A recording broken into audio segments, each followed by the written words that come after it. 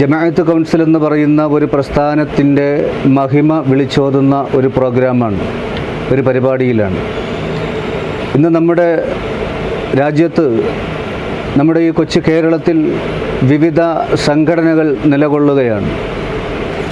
ആ സംഘടനകളിൽ നിന്നെല്ലാം വ്യത്യസ്തമായ കാഴ്ചപ്പാടുകളോടുകൂടി, വ്യത്യസ്തമായ നിലപാടുകളോടുകൂടി പ്രവർത്തിക്കുന്ന ഒരു പ്രസ്ഥാനമാണ് ജമാഅത്ത് കൗൺസിൽ എന്നതിൽ യാതൊരു സംശയവുമില്ല, യാതൊരു ആശങ്കയുമില്ല. കാരണം ഇന്നത്തെ സാഹചര്യത്തിന് അനുസൃതമായി കൊണ്ട് പ്രോഗ്രാമുകൾ സംഘടിപ്പിക്കുകയും ആ സംഘടിപ്പിക്കുന്നതിൽ ആത്മീയതയ്ക്ക് പ്രാതിനിധ്യം നൽകിക്കൊണ്ട് മുന്നോട്ട് പോകുന്ന ഒരു പ്രസ്ഥാനം എന്ന് അടിവരയിട്ട് പറയാൻ കഴിയുന്ന ഒരു പ്രസ്ഥാനമാണ് നമ്മുടെ ഈ ജമാഅത്ത് കൗൺസിൽ എന്നത്. ഈ പരിപാടിയിൽ ഓർത്തു പോവുകയാണ്, ഇതിനു വേണ്ടി ഒരുപാട് സമയങ്ങൾ ചിലവഴിച്ചുകൊണ്ട്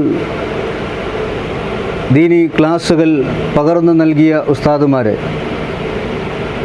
നമ്മുടെ ഉസ്താദ് അവർകൾ പറയുകയുണ്ടായി, ആലിം കൗൺസിൽ എന്ന പ്രസ്ഥാനത്തിൻ്റെ മുൻ സംസ്ഥാന പ്രസിഡന്റ് അബ്ദുറഹ്മാൻ മൗലവി പെരുമാതുറ അവർകൾ,